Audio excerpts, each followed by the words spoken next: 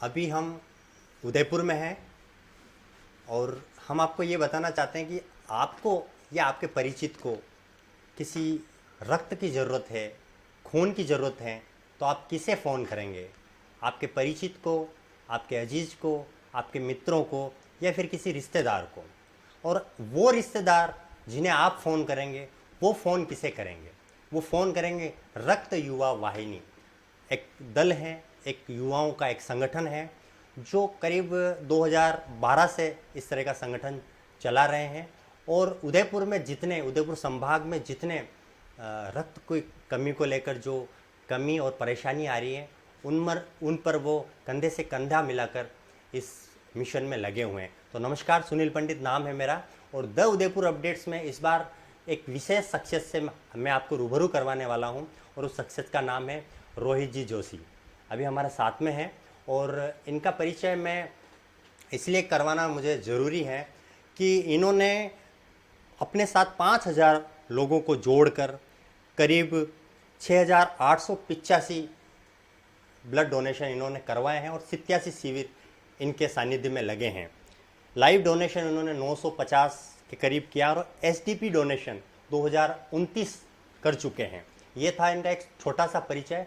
अब इनके श्रीमुख से जानेंगे, इनसे जानेंगे कि इन्होंने ये कारवा कैसे खड़ा किया और ये आज अगर किसी उदयपुर या शहरवासी को या किसी बाहरी व्यक्ति को ब्लड की ज़रूरत होती है तो वो किस प्रकार इस पूरे ग्रुप को मैनेज करते हैं। तो चलिए हम इन्हीं से जानते हैं। सबसे पहले रोहित जी, आपका बहुत बहुत धन्यवाद कि आप उदयपुर अपडेट्स के स्टूडियो में पधारें, उसके लिए तहे दिल से धन्यवाद आपका।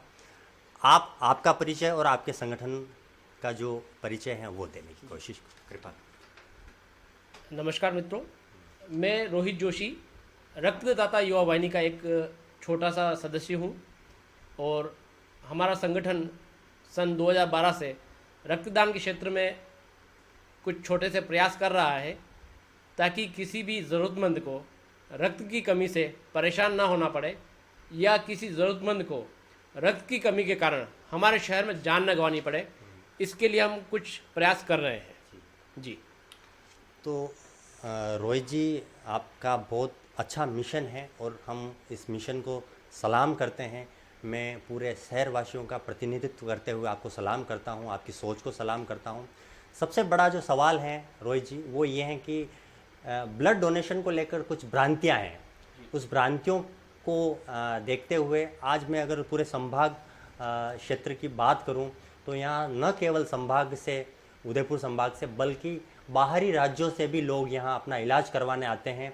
और वो कई बार तो इस तरह की घटना होती है कि ब्लड को लेकर जब उनको ब्लड की ज़रूरत होती है तो वो कुछ ठगी का शिकार भी हो जाते हैं। उस ठगी के बीच में एक जूझते हुए व्यक्ति के लिए आप एक सहारे का माध्यम बनते हैं। तो लोगों की आम भ्रांतियाँ क्या हैं, किस वजह से ब्लड की कमी होती है और उस भ्रांतियों को कैसे दूर किया जाए वो बताने की कृपा करें। देखिए, ऐसा है कि उदयपुर संभाग की हम बात करें तो उदयपुर संभाग एक आदिवासी अंचल कहा जा सकता है, जिसमें अधिकतर क्षेत्र, अगर उदयपुर शहर की बात हम छोड़ दें तो आसपास का जो पूरा क्षेत्र है वो आदिवासी अंचल या ग्रामीण क्षेत्र है। और ग्रामीण क्षेत्र में एक तो शिक्षा की कमी, जो हालांकि अब पहले जितनी नहीं रही है, फिर भी शिक्षा की कमी इसका मुख्य कारण है, जिसके कारण लोगों में जागरूकता की कमी है। उस कारण से उन लोगों में एक सबसे बड़ा जो डर है वो ये है कि रक्तदान करने से हमें किसी भी तरह की कोई कमज़ोरी हो जाएगी या हमें शरीर में कोई ऐसे रोग हमें लग जाएगा कि जिससे हम आगे चलकर हमारे जो नियमित काम है या जो भी हम जीवन यापन कर रहे हैं वो उस ढंग से नहीं कर पाएंगे जैसे हम रक्तदान करने से पहले कर पाते थे। उस डर के कारण, सबसे बड़ी बात ये वो डर है एक, उस डर के कारण वो लोग रक्तदान नहीं करते हैं। और जो रक्तदान नहीं करते हैं लेकिन निरंतर उसकी डिमांड रक्त ब्लड बैंकों में बनी रहती है, तो वो जो डिमांड है और उसके अनुरूप जो रक्त उपलब्ध हो रहा है उसमें काफ़ी गैप है। इस कारण से रक्त की कमी हमेशा बनी रहती है। रक्त की हम इस वीडियो में तमाम उस रक्त को लेकर जो संशय हैं लोगों में, साथ ही जो हमारे हॉस्पिटल्स हैं, चाहे वो सरकारी हैं या प्राइवेट हॉस्पिटल हैं, उनमें जो हम अमूमन जो सारी चीज़ें देखते हैं, हम सारी उस पर डिस्कस करेंगे एक एक करके।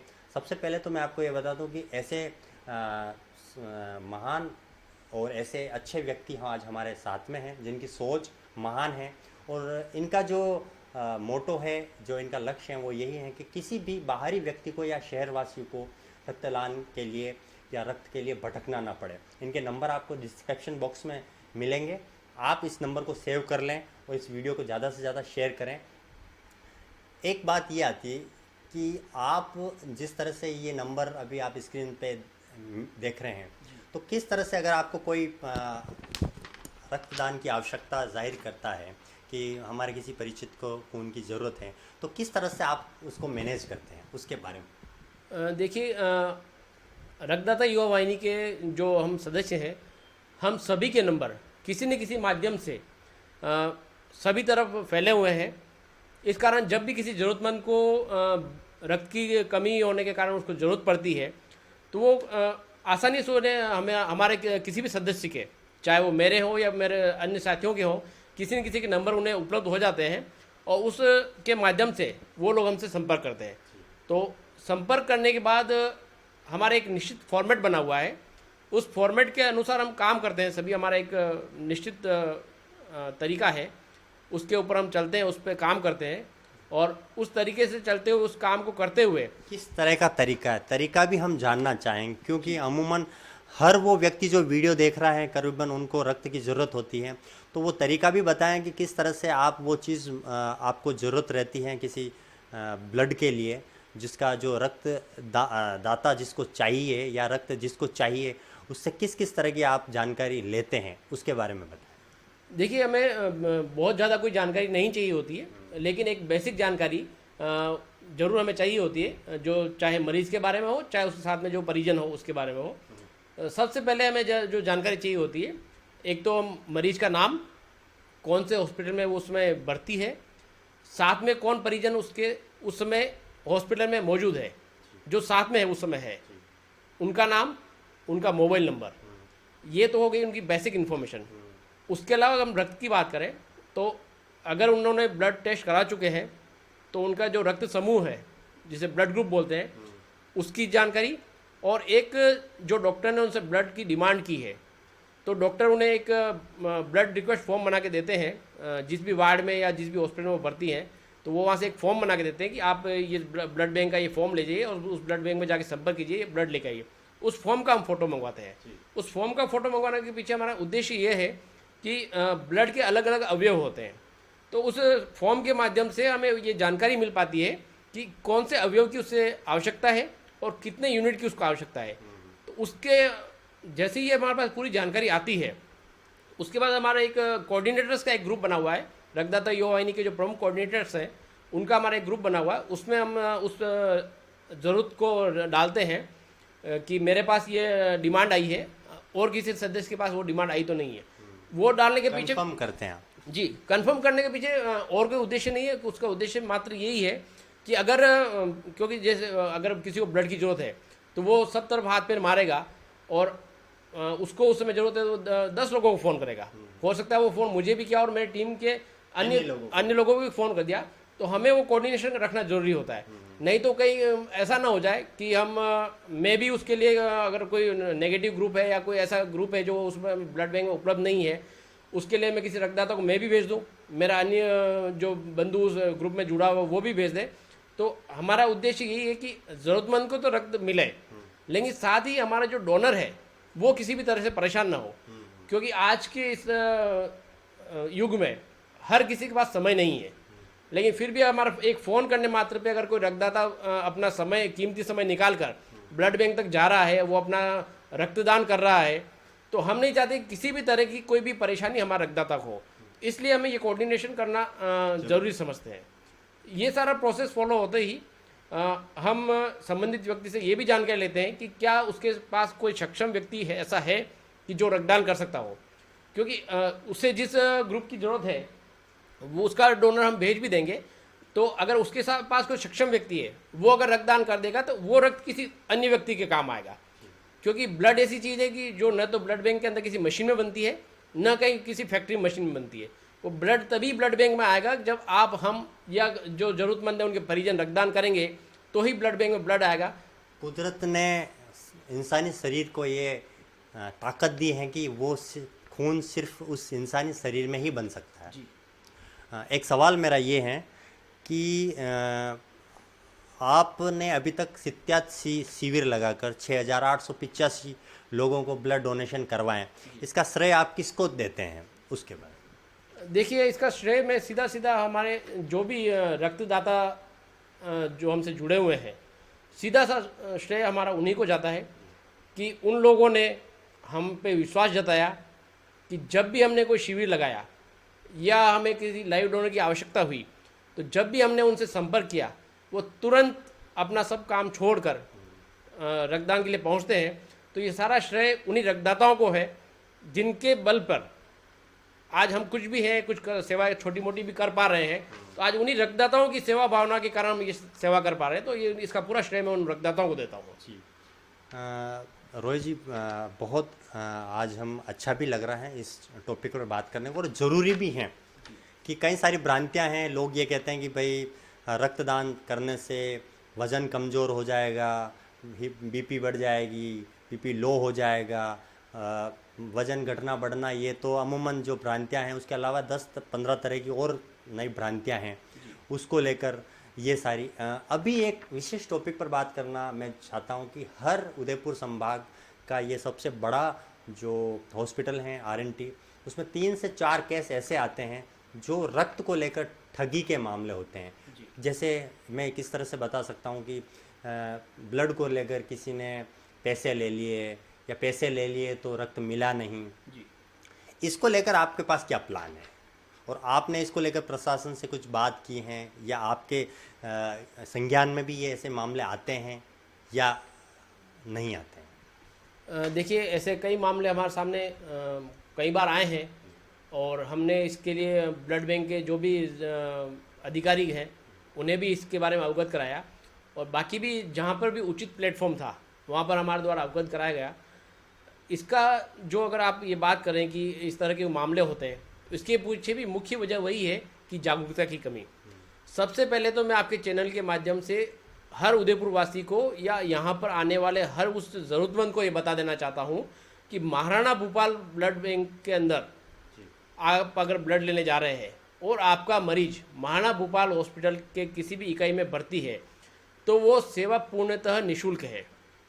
किसी के भी बहकावे में ना आए कि महाराणा भूपाल हॉस्पिटल में जो कोई मरीज आपका भर्ती है तो उसके लिए किसी भी तरह का शुल्क लगता है, ये बिल्कुल निराधार है।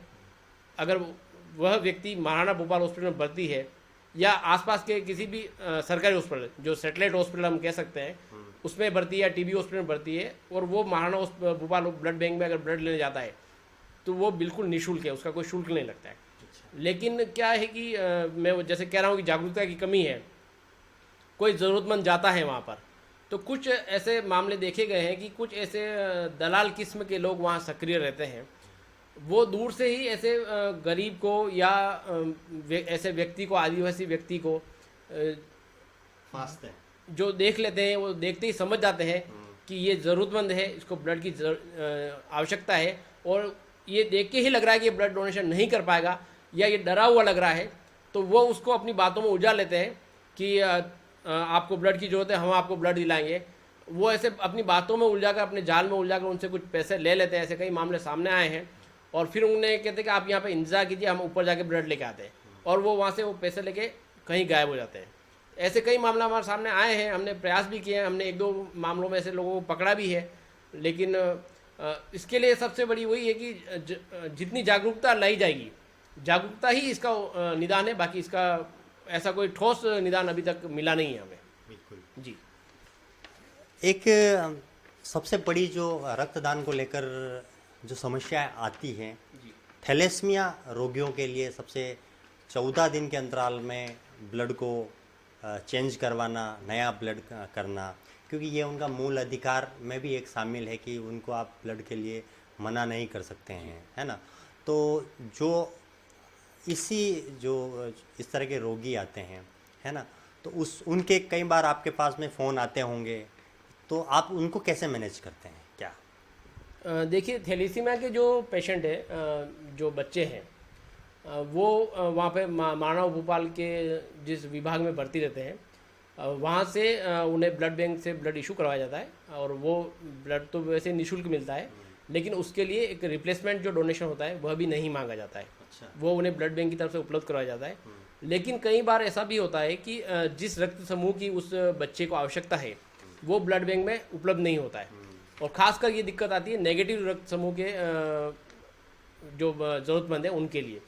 तो उनमें से कई ऐसे लोग हैं जो निरंतर हमसे जुड़े हुए हैं, तो वो या तो एक दिन पहले ही ब्लड बैंक में पता कर लेते हैं, और या फिर वो हमें संपर्क कर लेते हैं कि आप कल इस रक्त समूह की आवश्यकता हमें रहेगी, हम अपने बच्चे को या अपनी बच्ची को हम कल ब्लड बैंक लेकर आ रहे हैं, ब्लड चढ़वाना है, तो आप इसकी व्यवस्था करके रखिएगा। तो हम पहले ब्लड बैंक से पता कर लेते हैं, अगर वहाँ उपलब्ध होता है ठीक है, नहीं तो हमारा जो भी रक्तदाता उस रक्त समूह का उपलब्ध है उसे बेच कर डोनेशन करवा देते हैं और उस बच्चे के नाम से डोनेशन करवा देते हैं, ताकि जब वो अगले दिन जब वो ब्लड चढ़वाने के लिए आए तो उसे उस रक्त की कमी से परेशान ना होना पड़े और उसको ब्लड बैंक में जाते ही उसके नाम से ब्लड मिल जाए। ये हमारा प्रोसेस रहता है जी। सबसे बड़ा हम भ्रांतियों को लेकर बार बार बात कर रहे हैं जी। तो भ्रांतियों को दूर कैसे किया जा सकता है? हमने ये बातें की, बहुत सारी भ्रांतियां हैं रक्तदान करने को लेकर, रक्त देने को लेकर, तो उन भ्रांतियों को ख़त्म करने का हम किस तरह से ऐसा कदम उठाएं? इस चैनल के माध्यम से आप ये लोगों को मैसेज भी दें, थोड़ा अच्छा रहेगा कि किस तरह से इस भ्रांतियों पर हम प्रहार कर सकते हैं। और अभी पर डे 150 से 200 यूनिट रक्तदान की आवश्यकता होती है।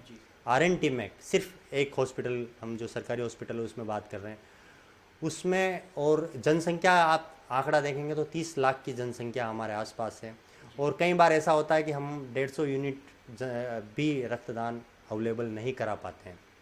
क्या वजह है? यही मुख्य वजह है कि हमारे समाज में जो भ्रांतियाँ फैली हुई है वो इतनी हावी हो गई। तो हम उन भ्रांतियों को ख़त्म करने के लिए क्या प्रयास हमें व्यक्तिगत रूप से उठाने जरूरी है? क्योंकि सरकारें या फिर प्रशासन का जो है वो प्रशासन के तौर पर किया ही जा रहा है लगातार, लेकिन हम व्यक्तिगत तौर पर कैसे कुछ कर सकते हैं? देखिए, ऐसा है कि भ्रांतियों की हम बात करें तो वास्तव में बहुत भ्रांतियाँ लोगों के मन में है। जो भी भ्रांतियाँ हैं उसके बारे में पहले बात कर चुके हैं। उनके दूर करने का तो सबसे बड़ा उपाय यही है कि एक तो शिक्षा का वैसे धीरे धीरे बढ़ता जा रहा, चलन बढ़ रहा है। अब पहले जितनी वो नहीं रहा कि शिक्षा की कमी जैसा पहले जितना नहीं रहा है, तो जागरूकता जनता में लाई जाए, उसके लिए सरकार तो प्रयास कर ही रही है। किस टाइप की जागरूकता लाई जाए? मैं ये एक्चुअल में मुझे ये सुनकर बहुत अच्छा लगेगा, क्योंकि कई बार तो हमें भी हमारे आसपास के लोग ही ये कहते हैं, इस तरह की भ्रांतियाँ करते, तो हमारे पास में उनका भ्रांतियों का जवाब देने के लिए कोई ऐसे टॉपिक नहीं होते। भ्रांतियों को दूर करने का सीधा यही है कि ज़्यादा से ज़्यादा जो आसपास की ग्रामीण अंचल है, जो ग्रामीण इलाके हैं, उनमें ज़्यादा से ज़्यादा इस तरह के रक्तदान शिविर लगाया जाए, या जो भी रक्तदाता युवा वाहिनी या अन्य संस्थाएं जो काम कर रही है वो उन लोगों के बीच में जाए, उन्हें बताएं कि रक्तदान करने से किसी तरह की कोई कमजोरी नहीं होती है। शादियों में या मतलब अच्छे प्रोग्राम हैं आपके घर में, शुभ कार्यक्रम हैं, उसमें भी आप ब्लड डोनेशन कर सकते हैं, या किसी को श्रद्धांजलि स्वरूप भी आप ब्लड डोनेशन करवा सकते हैं। बिल्कुल, आप चाहे किसी को श्रद्धांजलि देना चाहते हैं, आपका कोई घर में कोई मांगलिक आयोजन है, या आपके घर में किसी का जन्म दिवस है, या इस तरह के कोई भी आयोजन है, कोई सामाजिक कार्यक्रम हो रहे हैं, तो उसमें आप रक्तदान शिविर लगा के अधिक से अधिक संख्या में रक्तदान करवा कर, जो वहाँ पर अन्य लोग जो हैं जिनके मन में ऐसा डर है, तो वो अगर आपको वहाँ रक्तदान करते हुए देखेंगे तो ये निश्चित रूप से वहाँ पे रक्तदान के प्रति जो डर है वो दूर होगा। और ये मैं खुद भी इस पर काम कर चुका हूँ, और बाकी लोग भी इस पर काम करते हैं, और धीरे धीरे आज आप आंकड़े अगर देखेंगे उठा के, तो पिछले वर्षों की तुलना में अब उदयपुर के अंदर रक्तदान का चलन बहुत ज़्यादा बढ़ा है। लगभग अगर बात करते हैं 2.5 गुना तक इसमें बढ़ोतरी दर्ज की गई है। तो इसके पीछे कारण ये है कि धीरे धीरे लोगों में जागरूकता आने लगी है। और बहुत से जो अगर बात करें, हमारे भी बहुत से रक्तदाता ऐसे हैं कि यार हम रक्तदान तो हम कर देंगे, लेकिन हम कहीं बताना नहीं चाहते। तो मैं उन्हें ये बताना चाहता हूँ कि रक्तदान करने के बाद बताना हमारा वो उद्देश्य नहीं है कि हम जो हमने सेवा की उसका हम प्रचार करें, या किसी ने अगर वो कहता है कि मैंने 50 यूनिट डोनेशन किया या मैंने आज 51वीं बार डोनेशन किया, तो हमारा उद्देश्य वो नहीं कि हम ये बताएं कि मैं इतनी बार रक्तदान कर चुका हूँ। उसके पीछे हमारा मूल उद्देश्य यही है कि आपको देखकर, जब हम कर सकते हो तो इतनी बार तो आप एक बार तो करें कम से कम। जी बस मूल उद्देश्य वही है कि आपको देखकर दूसरे प्रेरित हो कि यार ये व्यक्ति अगर इतनी बार रक्तदान कर सकता है तो मैं क्यों नहीं एक बार कर सकता। तो इसी तरह से जागरूकता आएगी, यही है इसका उपाय है। बिल्कुल। तो रोहित जी थे, मैं आपसे एक दरख्वास्त हृदय के अंतिम तल से करना चाहता हूं कि एक अमूमन स्वस्थ व्यक्ति हर 3 महीने में रक्तदान कर सकता है। ऐसे भगवान ने, कुदरत ने उसको ताकत दी है, हिमाकत दी है और सामर्थ्यता दी है। तो प्लीज़ हमारे चैनल का जो ये वीडियो है उस वीडियो आम जनता तक पहुँचे। साथ ही आप ज़्यादा से ज़्यादा हर मांगलिक आयोजन पे, अच्छा आयोजन पे या फिर किसी श्रद्धांजलि स्वरूप आप ऐसे तरह के आयोजन करवा कर रक्तदान शिविर लगवा सकते हैं। आज जो 14 जून है विश्व रक्तदान दिवस, उसको सार्थक करें और आसपास के लोगों को भी जागरूक करें। आप खुद भी जागरूक हों, खून देते रहें। आपको ये मेरे हिसाब से बहुत अच्छा काम है और पुण्य का काम है। हमारे साथ में रोहित जी थे, हमने बात की, और मैं सुनील पंडित। हम दोनों को दीजिए इजाज़त। शुक्रिया। कैमरे के पीछे योगेश सुकवाल हैं। धन्यवाद।